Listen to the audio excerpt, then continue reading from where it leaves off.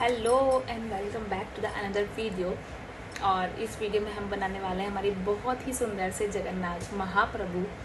तो प्रोसेस आपको पता ही है, अगर नहीं पता है तो चलो साथ में मिलकर एक्सप्लोर करते हैं और इस वीडियो को कंप्लीट करते हैं और मिलते हैं वीडियो के एंड में। देखते हैं हमारा ये पोर्ट्रेट कैसे निकल के आता है। चलो तो मिलते हैं, स्टे ट्यून्ड। उम्मीद करती हूँ आपने हमारे प्रीवियस वीडियो देखी होंगी और उनसे काफ़ी कुछ सीखा भी होगा। आप मुझे बताना आपने क्या सीखा। तो प्रोसेस पहले हम क्या करेंगे, हमारी स्केचिंग कंप्लीट करेंगे। स्केचिंग के लिए अगेन हम यहाँ पर यूज़ कर रहे हैं हमारा ग्रिड मेथड। मुझे पर्सनली ग्रिड मेथड बहुत पसंद है। अगर आप हैं समवन जिसको बहुत ज़्यादा डिटेल्स में काम करना पसंद है तो definitely it's perfect for you. मतलब बहुत ही बढ़िया ये एक आपके लिए, मैं तो ये कहूँगी कि ऑप्शन है। आप इसमें बहुत अच्छे से काम कर सकते हैं। या फिर अगर आप बिगनर हैं, आप भी सीख रहे हैं ड्राइंग करना, तो भी आपके लिए एक बहुत ही अच्छी अपॉर्चुनिटी है। अब देखो, अक्सर क्या होता है, मतलब मैं भी पहले जब अपने इस लर्निंग फेज़ पे थी, मतलब अभी भी लर्निंग फेज़ में ही हूँ, पर जब मैं स्टार्टिंग में ड्राइंग करना शुरू करी थी तो हमें लगता है कि हम पहले स्केचिंग को फटाफट ख़त्म करते हैं और फिर हम कलर में टाइम देंगे। हम उसमें अगर चारकोल में बना रहे हैं तो चारकोल में टाइम देंगे, ग्रेफाइट में बना रहे हैं तो ग्रेफाइट में टाइम देंगे। हम सबसे ज़्यादा कम टाइम जो देते हैं वो हम देते हैं हमारे स्केचिंग पार्ट को, जिसको सबसे ज़्यादा टाइम की ज़रूरत होती है। तो जो गलती मैंने की है, मैं आपको कहूँगी कि आप प्लीज़ वो मत करें। आप टाइम लें, आप सबसे ज़्यादा टाइम अपना पहले स्केचिंग में लें। अगर आपकी स्केचिंग ही ख़राब है तो आप कितना भी आपको कलर्स करने आते हो, कितनी भी चारकोल आती हो, कितना भी कोई और मीडियम में काम करना आता हो, आप उसको अच्छा नहीं बना पाएंगे। क्योंकि आपका हाथ उसमें, स्केचिंग ही ख़राब है तो आप उसमें कितना अच्छा बनाओ। मान लो कोई आँख ऊँची नहीं है, नीची है, सेम नहीं है, कुछ डिफरेंस है, तो अच्छा ही नहीं लगेगा आपको देखने में। तो मैं आपको पहले ही प्रेफरेंस कहूँगी, पहले मैं आपको सजेस्ट करूँगी कि आप हमेशा पहले ये देखें कि आप क्या कर रहे हैं, क्या बनाया है, रेफरेंस सेम है या नहीं है। तो मुझे लगता है अभी रेफरेंस को देख देखते आप बोर हो गए होंगे, तो हम इसको फटाफट से फाइनल करके हमारे लास्ट में मिलते हैं।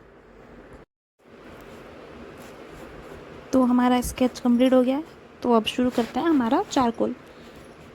अब जिसने प्रीवियस वीडियो देखी है उसे पता होगा वैसे तो, पर अगर आप नए हैं इस वीडियो पर, आपने नहीं देखी है पुरानी वीडियो, तो मैं आपको बता देती हूँ कि प्रोसेस हमारा सेम है चारकोल यूज़ करने का। मैं यहाँ पर यूज़ कर रही हूँ कैमल की पेंसिल और उसका चारकोल स्टिक।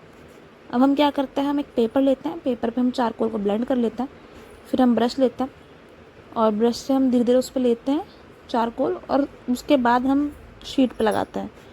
अगर आप चाहते हो कि मैं आपको बिल्कुल ही बेसिक बताऊं तो मुझे कोई प्रॉब्लम नहीं है, आप मुझे कमेंट कर देना वीडियो पे कि आप चाहते हैं कि मैं आपको बेसिक भी बताऊं, एक बार यूज़ करना बताऊं चारकोल यूज़ कैसे होता है, तो मैं आपको बता दूंगी, आप मुझे कमेंट कर सकते हो।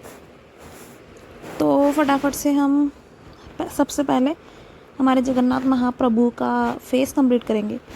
अब आप देखो मैं किस तरह से, आपको वीडियो को स्लो करके देख सकते हो आराम से कि हम क्या प्रोसेस यूज़ कर रहे हैं, किस तरह से हम यूज़ कर रहे हैं। प्रोसेस हमारा वही है, हमें धीरे धीरे चारकोल, ब्रश पे चारकोल लेना है और उसको लगाना है। तो यहाँ पे मैं ब्रश में मेकअप ब्रश यूज़ करती हूँ, और जहाँ पे वाइट पार्ट है ये मैं डोम्स की इरेज़र यूज़ कर रही हूँ। इस इरेज़र से हमने एक्स्ट्रा चारकोल जो था जहाँ पे है वो हम निकाल लेंगे, ताकि हम उसमें और रियलिस्टिक डिटेल्स डाल सकें। और फटाफट से इसी सेम प्रोसेस से हमने हमारा पूरा फेस कंप्लीट कर लिया है। और हमारे जगन्नाथ महाप्रभु की बड़ी बड़ी आँखें, कहते हैं कि कोई भी भक्त जगन्नाथ महाप्रभु की आँखों के दर्शन, भगवान की आँखें इसलिए बड़ी बड़ी हैं ताकि कोई उनका भक्त आए और ऐसा ना हो कि वो उसके दर्शन से चूक जाएं। मतलब भगवान भक्तों को देख पाएँ कि कौन उनका भक्त आ रहा है, और उनके हाथ खुले हैं ताकि भक्त को वो गले लगा सकें। बाकी सबकी अपनी मान्यता है, बहुत कुछ मान्यता है, पर सच में बहुत, मैं एक बार गई हूँ जगन्नाथपुरी धाम, और आप विश्वास नहीं मानेंगे, मैंने अपने जीवन में इससे ज़्यादा चमत्कारी, इससे ज़्यादा सुंदर मंदिर नहीं देखा है। तो मैं तो आपको कहूँगी कि आप एक बार ज़रूर जाएं अगर अब तक नहीं गए हैं तो। और यहाँ पे हमारे जगन्नाथ प्रभु की नाक में हमने एक बहुत ही सुंदर सा नग बना दिया है। अब हमारा फेस ऑलमोस्ट कंप्लीट हो गया है, तो हम आ जाते हैं हमारे मुकुट पर। तो ये जो हमारे जगन्नाथ महाप्रभु का हमने मुकुट बनाई है बहुत ही सुंदर है, मतलब उसमें इतनी ज़्यादा डिटेल्स हैं। हमने डिटेल्स डालने के लिए क्या किया है, हमने पहले पेंसिल से आउटलाइन दे ली है। कि कभी कभी क्या होता है, हम डायरेक्ट यूज़ कर लेते हैं तो हमें फिर प्रॉब्लम आती है, क्योंकि वो पूरा मर्ज जाता है, तो हमें फिर समझ नहीं आता कि कहाँ पर क्या यूज़ होना था, कहाँ पर क्या था क्या नहीं था। तो उसके लिए हम जो यूज़ कर रहे हैं, उसके लिए हम पहले पेंसिल से हमने उसमें आउटलाइन की है। फिर हमने जो हम ब्रश यूज़ करते हैं, उस ब्रश से में चारकोल लेकर उसको ब्लेंड किया है, ताकि वो और रियलिस्टिक लगे और ज़्यादा सुंदर लगे। और मैं यही सेम प्रोसेस हमारी पूरी वीडियो में करूँगी। जैसे मैं मुकुट बना रही हूँ यहाँ पर, तो हम मुकुट भी इसी सेम प्रोसेस से बनाएंगे कि हम पहले मुकुट लें और मुकुट में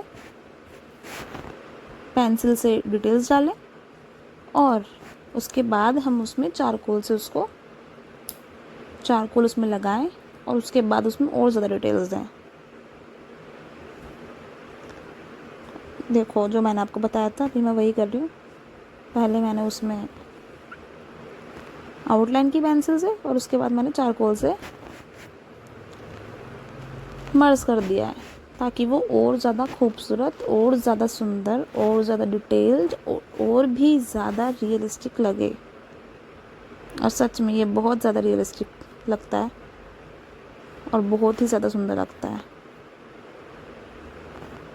अब देखो, आपको भी ऐसा लग रहा होगा का आपको भी ऐसा लग रहा होगा ये क्या बना दिया है भाई, मतलब ये तो बिल्कुल ब्लैक ब्लैक लग रहा है। पर अब धीरे धीरे आप देखिए, मैं इसमें इलेक्ट्रिक इरेज़र और नॉर्मल इरेज़र से डिटेल्स डाल के जो बनाऊंगी ना, आप भी कहेंगे कि भाई ये तो मतलब मुक्ति तो लाला की इतनी सुंदर बनाई है ना भाई, कि भगवान भी कहेंगे कि वाह क्या सुंदर ज्वेलरी बनाई है मुझे। तो आप ये देखते रहिए कि कैसा लगता है। अब आप देखो, मैंने पहले नॉर्मल इरेज़र से उसमें डिटेल्स डाल दी हैं। वाह,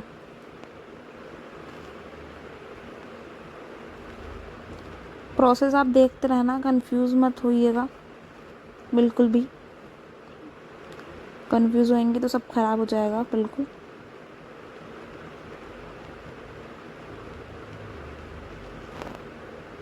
हमें पहले मैंने नॉर्मल इरेज़र से डिटेल्स डाल दी, उसके बाद हम दूसरी इरेज़र से, इलेक्ट्रिक इरेज़र से डिटेल्स डालेंगे, ताकि वो और ज़्यादा खूबसूरत और भी ज़्यादा सुंदर लगे। और ये सच में बहुत ज़्यादा सुंदर लग रहा है।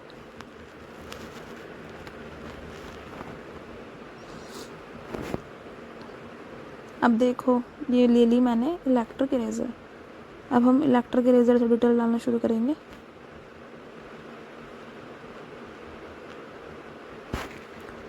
अब हम यहाँ पे इलेक्ट्रिक इरेज़र से डिटेल डालते हैं। आप ये देखोगे कि इसमें कितना ज़्यादा डिफरेंस आ गया है, मतलब अलग ही लग रही है पेंटिंग, कितनी ज़्यादा सुंदर लग रही है। मतलब मुझे तो बहुत सुंदर लग रही है। आप मुझे बताना कि आपको कैसी लग रही है भाई, क्या पता आपको ना लग रही हो। मुझे तो क्योंकि बहुत सुंदर लग रही है सच में। देखते हैं बाकी।